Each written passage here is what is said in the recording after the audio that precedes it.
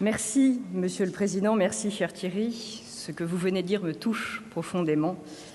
Et en même temps, le succès de vos travaux fait que, pour moi, la barre est placée particulièrement haut. D'autant que, sous la bannière moderniste des 3 hashtags que vous avez inscrits au fronton de vos travaux, la 113e édition du Congrès des notaires aura parfois paru nimbée d'un certain mystère. Le titre, inédit par sa forme, a intrigué. Dans le même temps, il a séduit. En témoigne l'assistance particulièrement nombreuse et particulièrement assidue tout au long de ces journées. Ce matin, le voile est levé. Ce matin, nous pouvons dire que les attentes, et elles étaient multiples, ont été comblées. Et malgré cela, il me faut confesser une faiblesse. Aujourd'hui, une promesse ne sera pas tenue, ou ne le sera que pour partie. Une promesse pourtant faite et répétée par voie d'annonces, de conférences de presse, de tweets, et que vous venez de redire à l'instant. Ce mercredi matin, avait-on promis, serait le moment d'élever le débat bien au-delà des seules considérations juridiques. Or, pour ce moment d'élévation, je ne peux que vous décevoir. Car ne me demandez pas de faire ce que je ne saurais faire, si tant est d'ailleurs que je parvienne à faire ce que je suis censée faire.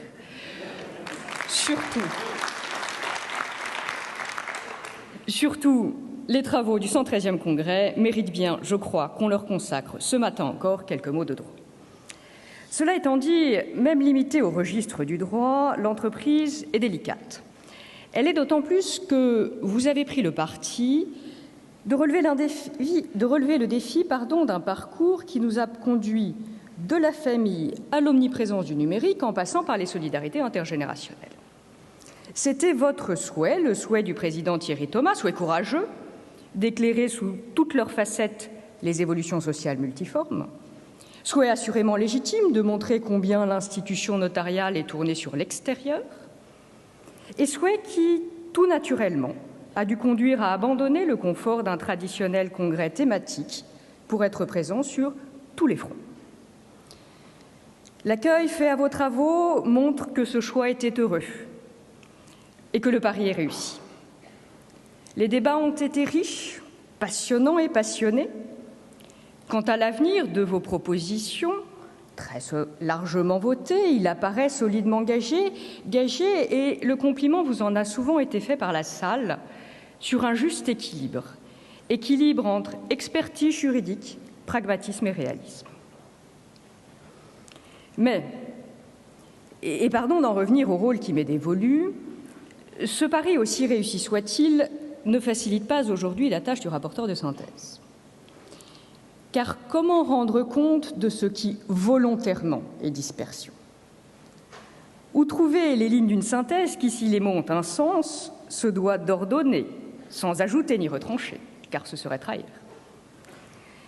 Il nous a en effet été montré combien les manifestations de ces mutations sociales étaient dispersées, précipitées aussi, et rappelé que leur cause elle-même l'était.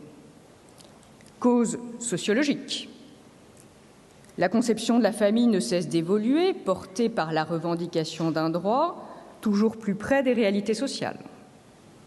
Qu'il s'agisse de la famille que l'on fonde, première commission, ou de celle dont on est issu, seconde commission. Cause démographique. L'époque voit cohabiter davantage de générations et se poser avec acuité la question de l'accompagnement de nos aînés.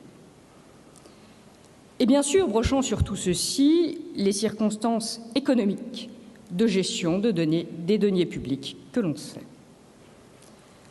Nombre de ces phénomènes ne sont pas nouveaux.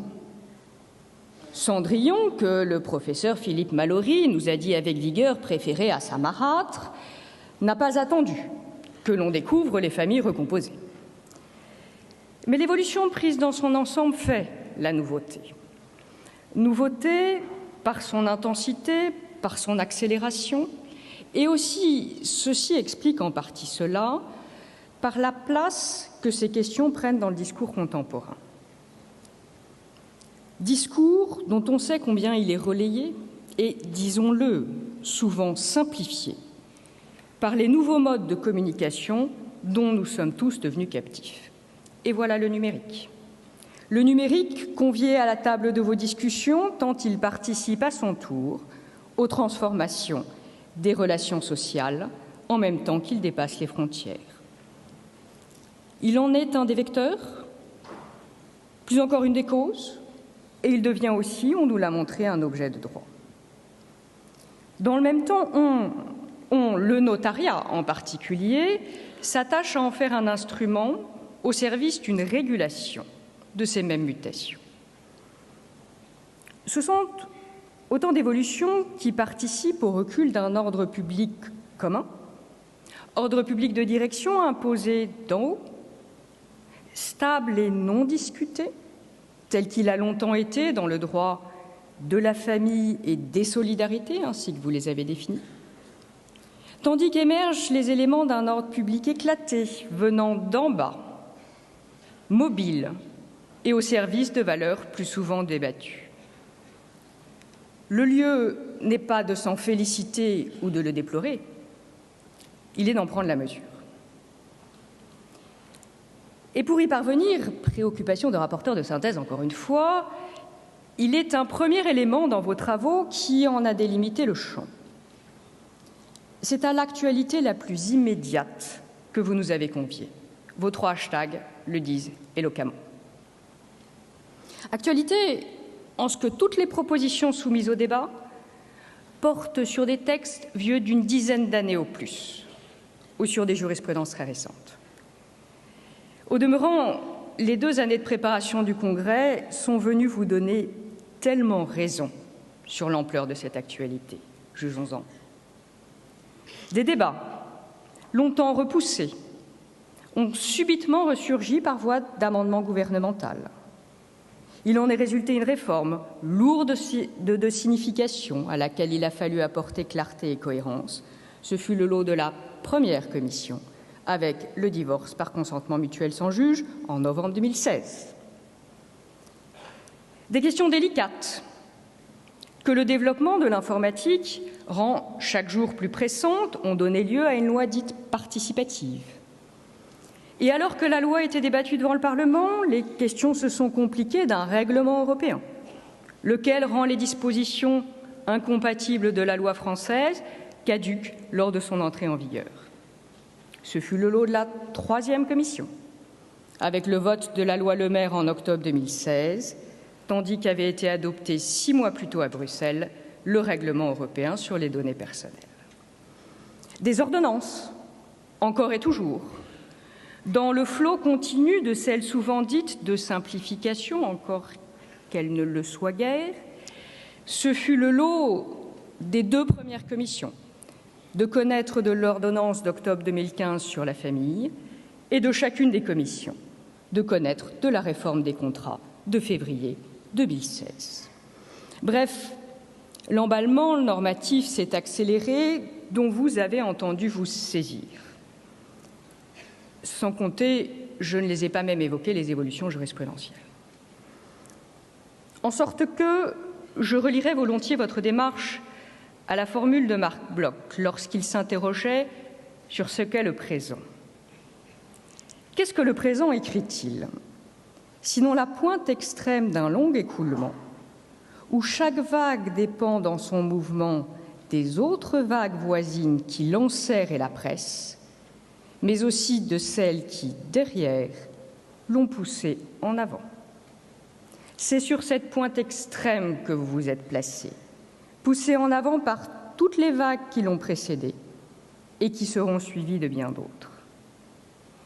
Mais il était précieux d'arrêter un temps le mouvement, comme vous l'avez fait, ou du moins de tenter de dépasser l'immédiateté pour l'appréhender.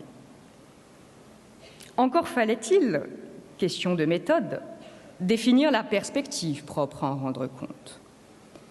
Là est le second élément qui a tracé le cadre de vos réflexions. C'est du notaire qu'il s'agit, de ses fonctions, fonctions de celui placé au cœur des mutations de la société. Le constat est que sous ces multiples registres de l'actualité, La science et l'office du notaire sont sollicités. Ils le sont en même temps, le président et le rapporteur général l'ont rappelé dès l'ouverture des travaux, que l'État lui-même initie une forme de repli. Un repli qui prend essentiellement deux formes et dont il n'est pas rare que la seconde vienne prolonger la première.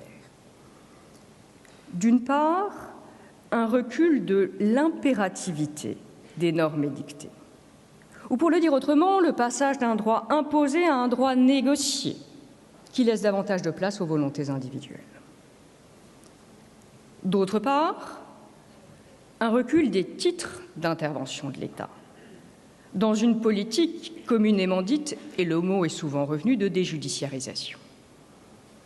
Et si les conséquences s'en mesurent pour les professions du droit en général, elles revêtent évidemment une importance particulière pour le notariat, titulaire du sceau de l'État.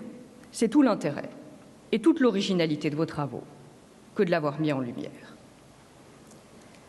Ainsi, à mesure que les volontés privées gagnent de nouveaux champs, des choix plus nombreux s'offrent à elles. Or, ces choix appellent toujours plus les conseils de ceux qui en détiennent les clés. En outre, lorsque l'État lui-même se retire d'un examen a priori de ses volontés, il s'attache à en assurer différemment la protection et l'effectivité. Et il en appelle en particulier aux notaires investis d'une partie de l'autorité publique.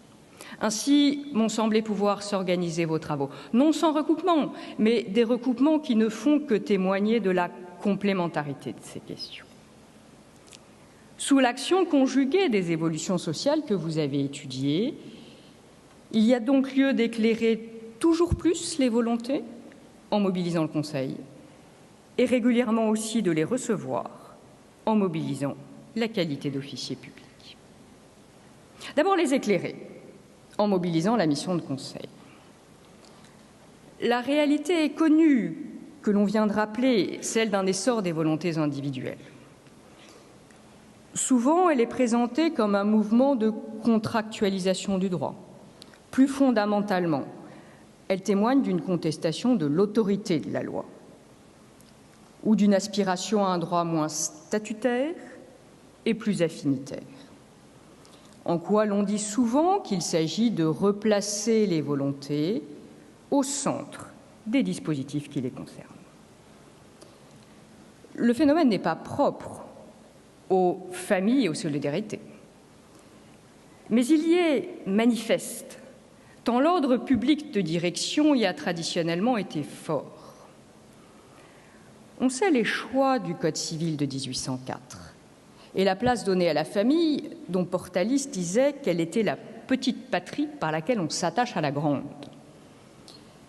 Le mariage, strict encadrement du divorce, disparu puis réapparu, immutabilité des conventions matrimoniales, puissance paternelle, réserve héréditaire, prohibition des pactes sur succession future, fort devoir de solidarité familiale, juge garant de la protection des biens des personnes qui devaient être interdites. Et aujourd'hui, pluralité des modes de conjugalité, sans plus de considération pour la différence de sexe, pluralisme des divorces, convention sur l'autorité parentale, mutabilité contrôlée des conventions matrimoniales, pouvoir accru des disposants. Et le phénomène est plus récent, puisqu'il y date de 2007, pluralité des modes de protection juridique et non plus seulement judiciaire. La loi a desserré son étreinte. L'éventail des possibles n'a cessé de s'étendre et la gradation des choix de se multiplier. Plus que jamais, cela requiert les conseils de ceux qui savent au profit de ceux qui veulent ou doivent décider. Car s'il est une famille à la carte, comme disait Carbonnier, ainsi désormais qu'une protection juridique à la carte, encore faut-il connaître les cartes que l'on a dans son jeu. D'où plusieurs de vos propositions qui visent à assurer dans ces manifestations contemporaines la réalité de ce Conseil. Parmi elles, le souhait de clarifier des textes nouveaux, clarifier les conditions d'ouverture de l'habilitation familiale et en cela corriger une erreur de plume, parce qu'il y a dans le texte actuel un vestige de la loi d'habilitation. La proposition a d'ailleurs fait l'unanimité, unanimité dont on disait qu'elle ne pourrait plus être obtenue depuis le vote électronique. Alors, laissez-moi aller même au-delà, en souhaitant, dans l'attente d'une rectification, que votre interprétation qui s'émancipe de la lettre de la loi pour en faire prévaloir l'esprit soit retenue par la jurisprudence. Pour le reste, vous avez, si vous me permettez de simplifier la richesse de vos travaux, poursuivi 2 objectifs. Assurer l'effectivité de choix devenus disponibles et adapter certaines solutions aux réalités contemporaines. Premier objectif, l'effectivité des choix. L'expertise du notariat n'est plus à démontrer en matière de recension, d'analyse, de conservation, d'accès sécurisé aux informations. Expertise qui n'attend qu'à être partagée. Et vous en avez donné 2 illustrations. D'une part, en réponse à des questions éminemment nouvelles. Il est des éléments de réponse qui peuvent être trouvés dans des instruments pluriséculaires. Le testament, dont il a été montré qu'il peut permettre de donner leur effectivité au texte sur la mort numérique, d'octobre 2016. Y consigner ces directives sur le devenir de ces données à caractère personnel, c'est s'assurer qu'elles seront retrouvées à son décès et communiquées à ceux chargés de les exécuter. L'instrument existe, accessible à tous et qui présente la souplesse que nous savons bien, qu'il soit utilement mobilisé. Et serais-je tenté d'ajouter régulièrement actualisé, car il y a là des données dont on sait qu'elles sont changeantes. D'autre part, votre souhait a été d'assurer l'effectivité des mesures de protection par l'harmonisation de leur publicité, plus que jamais nécessaire. La 2e commission en a rappelé toute l'importance, si bien que je me contenterai de dire l'équilibre de la proposition que vous avez quasi unanimement votée. Une centralisation sur un registre connu, le répertoire civil. C'est éviter la dispersion contemporaine des supports et composer avec ce qui comporte déjà la plupart des mesures de protection judiciaire.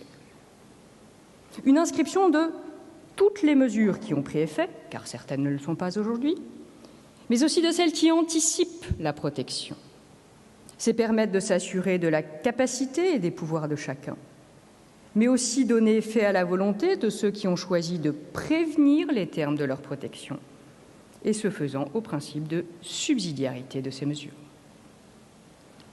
Et une définition par cercle concentrique des tiers admis à accéder aux informations selon les intérêts qu'ils défendent.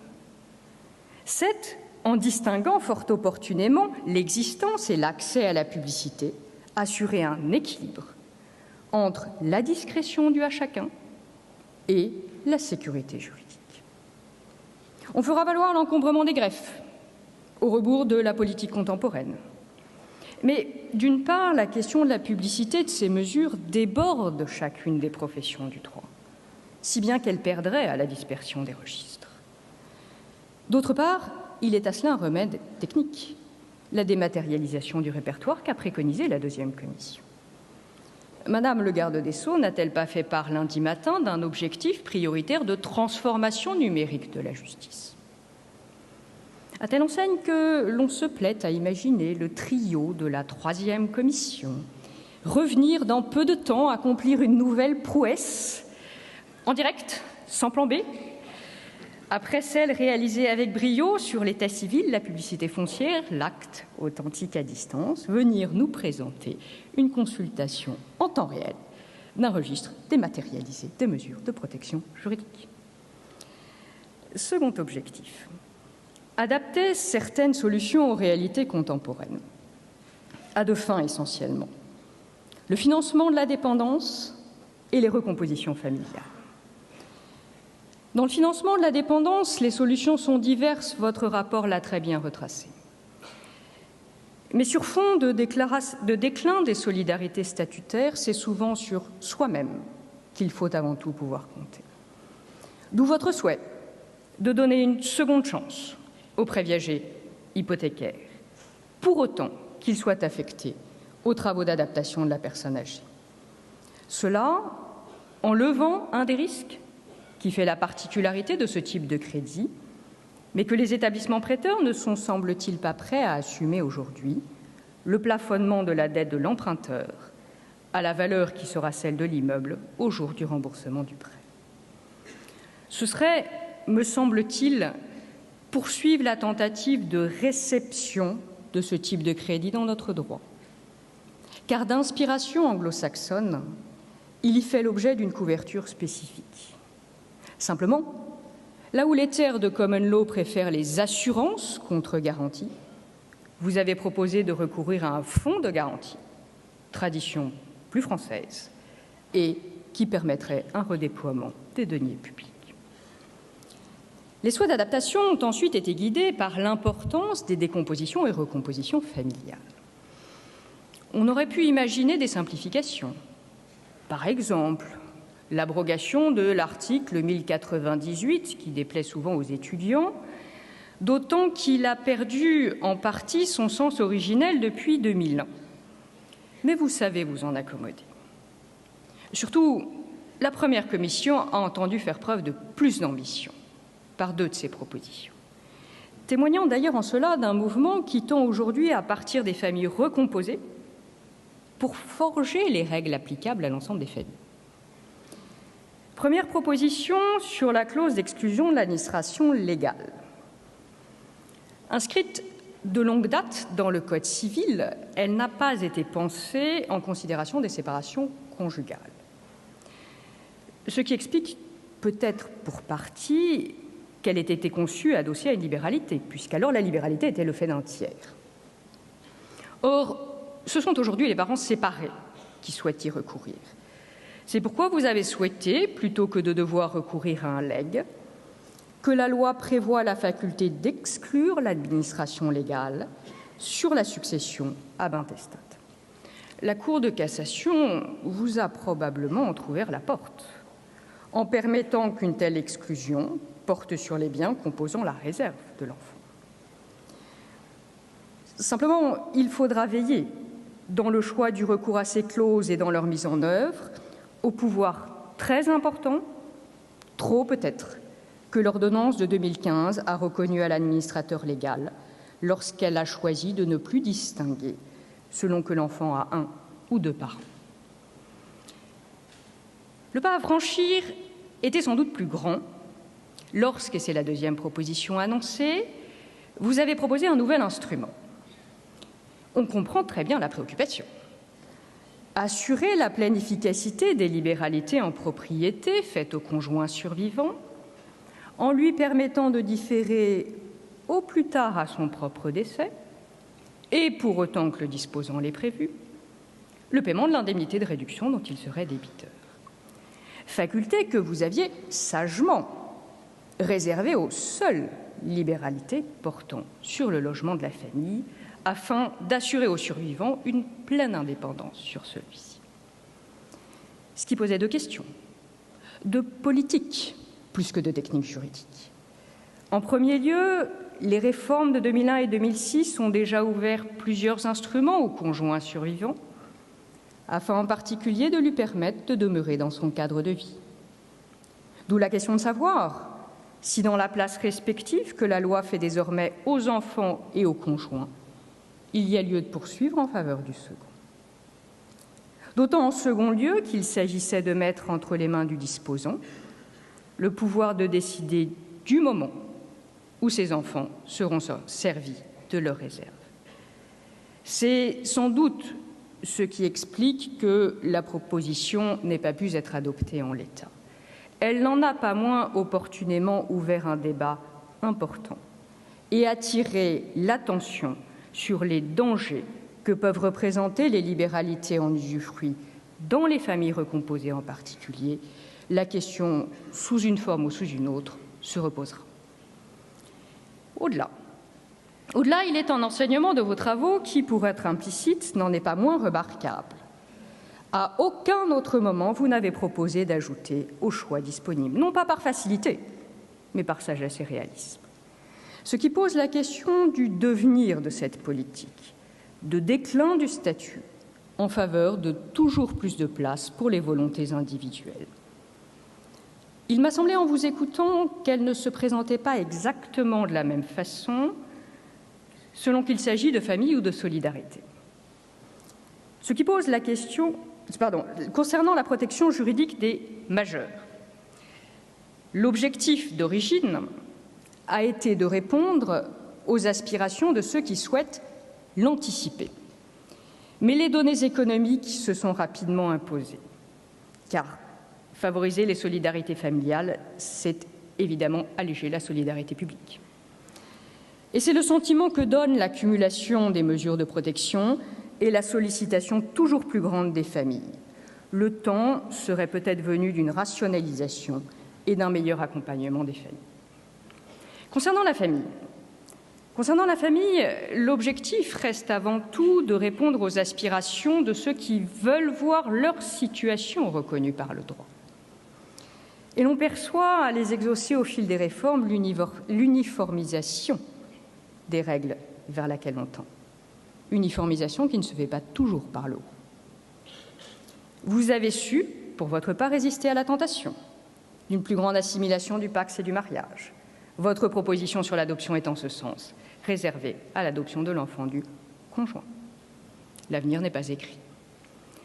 Et la première commission a permis, par ailleurs, de prendre conscience de ces questions de filiation revenues sur le devant de la scène, depuis en particulier l'ouverture du mariage aux personnes de même sexe. Délicates interrogations où s'entrechoquent le droit, institution de la filiation, indisponibilité du corps humain, les techniques, l'éthique, et tout ceci sur fond d'internationalisation des questions, non sans incidence, là encore, du numérique. Au-delà, on pressent que, en même temps qu'elle ouvre de nouveaux champs au pouvoir de la volonté, la loi ne se désintéresse pas de la façon dont elle s'exprime. En particulier, là où le contrat est enchâssé dans une structure institutionnelle forte. Outre le Conseil, c'est la qualité d'officier public du notaire qui est sollicitée, c'est à quoi je viens à présent. Initialement, en effet, l'admission de certains de ces accords de volonté a été placée sous le regard du juge. C'est le juge chargé non plus seulement de départager ou sanctionner, mais aussi d'homologuer. Depuis, l'homologation a disparu en certaines hypothèses. Mais le retrait de l'État ne se fait souvent pas sans un autre contrôle de l'autorité publique. Et parmi les moyens d'y parvenir, l'authenticité. En sorte que s'opèrent des glissements entre juridiction étatique gracieuse et juridiction volontaire du notaire, spécialement dans le droit des personnes et de la famille, où les questions souvent ne relèvent pas seulement des intérêts privés, mais au-delà de l'intérêt général. C'est renoué, à cet égard, avec l'histoire même du notariat. 4 remarques avant d'en venir à vos propositions. Premièrement, ce mouvement qui participe de celui que l'on dit de déjudiciarisation n'est pas nouveau. Il n'est pas non plus propre aux matières étudiées, mais il s'y exprime de façon particulièrement notable s'agissant de questions qui traditionnellement ont été soumises au statut et soustraites au contrat. Deuxièmement, le phénomène est polymorphe. Allègement de la procédure, renvoi à la compétence des greffes, renvoi à la compétence du notaire. Polymorphe et évolutif. La renonciation à succession et l'acceptation à concurrence de l'actif net devant le greffe hier, devant le notaire depuis peu. Le changement de régime matrimonial. Interdit, admis en 1965 sous homologation, disparition du principe de l'homologation en 2006, et que dire du divorce par consentement mutuel. Troisièmement, les raisons de cette politique sont doubles. Il y a celle affichée, recentrer le juge sur le cœur de sa mission, à supposer que l'on sache exactement ce que cela recouvre. Il y a aussi celle que l'on ne peut taire, veiller à l'économie des moyens et des deniers publics, l'essentiel étant que les secondes ne prennent pas le pas sur les premières. Quatrième et dernièrement, les conséquences d'une telle politique doivent être mesurées. La liberté a pour contrepartie la responsabilité. Davantage de liberté, c'est plus de responsabilité pour ceux qui s'accordent, voire pour ceux qui instrumentent. Car, bien plus que d'une disparition du juge, c'est ici d'un décalage temporel de son intervention qu'il s'agit, non plus a priori, mais a posteriori, non plus en amont, mais en aval. Si bien que, si le débat judiciaire a lieu, il sera souvent celui du contrat, un contrat dont on sait que les remises en cause ne sont pas théoriques. La réforme de février 2016 l'enseigne à nouveau, qui plus est en renforçant à certains égards l'ordre public de protection des cocontractants. C'est dans ce contexte, et avec à l'esprit les contreparties et limites de cette déjudiciarisation, que s'inscrivent 3 de vos propositions, desquelles je rapprocherai enfin une 4e à des fins de comparaison. Premier lieu, sur le mandat de protection future.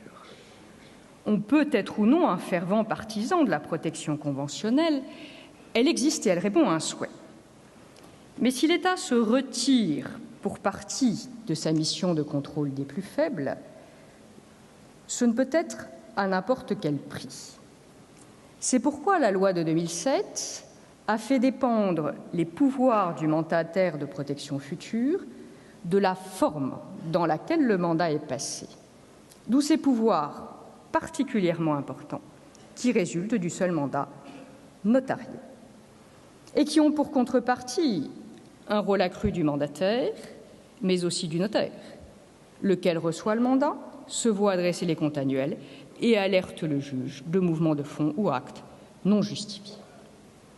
Avec la 2e commission, vous avez souhaité y ajouter le pouvoir pour le mandataire de vendre les immeubles du mandant sans requérir l'autorisation du juge, escomptant de cela un plus grand attrait pour la mesure. Par comparaison d'ailleurs, la personne ainsi protégée pourrait théoriquement recourir à un mandat de droit commun, puisque ce mandat ne tombe qu'avec l'ouverture d'une mesure judiciaire de protection. Mais le mandat de protection future, conclu parfois très en amont, confère de larges pouvoirs, en sorte que la proposition a été opportunément entourée de conditions. En amont, que le mandant l'ait prévu dans son mandat, et lors de la vente, par hypothèse notariée, qu'elle soit précédée d'expertise sur la valeur de l'immeuble. En 2e lieu, sur le divorce par consentement mutuel sans juge. Il faut savoir gré à la 1re commission d'avoir, non sans courage, soumis la question au débat qu'elle a même placée au seuil de vos travaux. Si la proposition a été aussi largement adoptée, à plus de 90%, je crois, c'est sans doute qu'elle a su se garder de 2 positions extrêmes. Ne rien faire ou tout défaire. Ne rien faire alors que l'on sent déjà les hésitations dans la pratique c'eût été se dérober. Tout refaire alors que l'on sait les conditions politiques en particulier dans lesquelles le texte a été adopté c'eût été, malheureusement peut-être, mais très probablement, manqué de réalisme. Disons-le, cette réforme est mal née, dans la précipitation des fins de législature, mais elle est née. Entretenant des ambiguïtés, peut-être en partie volontairement, et abandonnant aux professions concernées le soin de la mettre en œuvre. C'est l'objet de la proposition que vous avez votée, conscient que l'interprétation des textes ne peut être que constructive. Car de quoi s'agit-il? D'attribuer l'authenticité et de l'institution du mariage. Voilà pourquoi, partant des effets que la loi attache à la Convention déposée au rang des du notaire, vous êtes remonté aux conditions qui permettent ces effets. Or, comment admettre que l'intervention du notaire rompe le lien matrimonial et donne force exécutoire à la convention de divorce sans requérir de lui qu'il agisse en qualité d'officier public? D'où la nécessité de faire comparaître les époux, de s'assurer que leur consentement au divorce et au résultat de leur accord demeure, et de l'absence de contrariété de la Convention à l'ordre public, ce qui revient à une forme minimum de contrôle objectif de légalité. Plus encore, suggérer, comme vous l'avez fait, une pratique consistant à consigner les résultats de ce contrôle dans l'acte reçu par le notaire, par hypothèse authentique, contribuerait à lever certaines des incertitudes en droit interne et en droit international privé, en réunissant dans un seul et même acte notarié les éléments qui pourraient avoir à circuler à l'étranger, même si, vous l'avez dit, il demeurera quelques difficultés. Tout ceci peut ne pas pleinement satisfaire et ne satisfait pas pleinement au regard des principes. Mais quelle meilleure solution dans les conditions qui ont été rappelées? On fera valoir la difficulté à distinguer ce qui relève du contrôle des avocats, équilibre subjectif de la Convention, et ce qui ressortit à la compétence du notaire, contrôle de légalité objectif. Pour cause, l'authenticité requiert l'un et l'autre. Mais c'est la loi qui a voulu un tel démembrement, regrettable, il va sans dire. La Salle a aussi fait valoir les remises en cause possibles de ces conventions de divorce, à juste titre, puisqu'en supprimant le lien entre divorce et homologation de la Convention, on fait renaître les actions contractuelles, fondées sur les vices du consentement, voire la lésion. Mais là encore, c'est le parti pris par la loi. Se passer d'un contrôle judiciaire a priori, c'est prendre le risque d'un contentieux a posteriori, où l'on voit qu'il est à craindre qu'en guise d'allègement, on assiste à un essor du contentieux post-divorce. Il reste encore une fois qu'il ne pouvait s'agir, à mon sens, d'aller au-delà, non plus que de rester en deçà de ce que vous avez souhaité. C'est en quoi la troisième proposition à laquelle je viens, sur l'adoption simple de l'enfant du conjoint, n'appelle pas, à mon sens, les mêmes interrogations ni les mêmes réserves. La situation est véritablement consensuelle, en général, et permettre que cette adoption ait lieu par acte notarié serait conforme à l'origine de cette filiation, qui est élective, mais aussi à la reconnaissance par l'autorité publique de ce qui relève de l'institution de la filiation et pas simplement d'un accord de volonté. Cela étant, conscient qu'il est des missions qui doivent continuer à relever de l'office du juge, vous avez veillé à lui laisser compétence pour l'adoption des enfants mineurs. À dire vrai, votre exclusion a été plus loin encore, en retenant l'intervention du juge lorsque l'adopté étant majeur, l'adoptant à lui-même des enfants mineurs. Et que cette prudence, d'autant que les parents n'ont jamais été tenus de requérir l'accord de leurs enfants mineurs non plus que majeurs pour leur donner une fratrie. Mais l'essentiel n'est pas là. L'essentiel est dans le souhait de laisser au juge, lorsque l'adopté est mineur, la compétence d'apprécier si l'adoption est conforme à son intérêt, et la solution m'apparaît sage. Par comparaison, on mesure que les réformes récentes ont à certains égards été loin, très loin. Déjà, lorsque l'ordonnance de 2015, se réclamant d'une volonté de ne pas stigmatiser les familles monoparentales, a voulu un même régime en présence d'un parent unique ou de deux parents, il reste que les faits sont têtus. Un parent, ce n'est pas deux. Le contrepoids qui existe dans un cas est absent dans l'autre. Et l'on a probablement écarté un peu vite, en certaines hypothèses, l'intervention du juge. De même, la loi justice au XXIe siècle a été trop loin en permettant un divorce sans juge, y compris en présence d'enfants mineurs. Les projets antérieurs l'avaient exclu, le Sénat s'y était opposé et c'est l'Assemblée nationale qui l'a emporté. Les spécialistes du droit international privé ont appelé l'attention sur les risques en résultant. Surtout, sous couvert de respecter la Convention internationale sur les droits de l'enfant en réservant la possibilité d'une audition du mineur par le juge, on le met dans une situation qui n'est pas tenable, en faisant de lui l'arbitre de la procédure du divorce de ses parents. Et l'on voit poindre les risques d'instrumentalisation, que les parents souhaitent se passer du juge ou, à l'inverse, qu'ils veuillent bénéficier d'une homologation judiciaire.